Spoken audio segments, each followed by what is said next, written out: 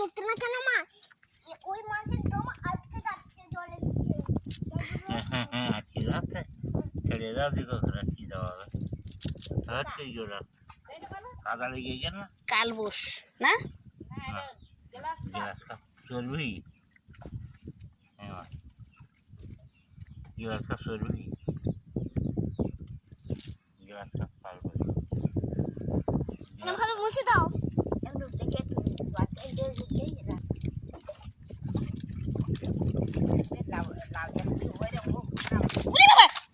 মাছ জোরে যাবে জোরাবে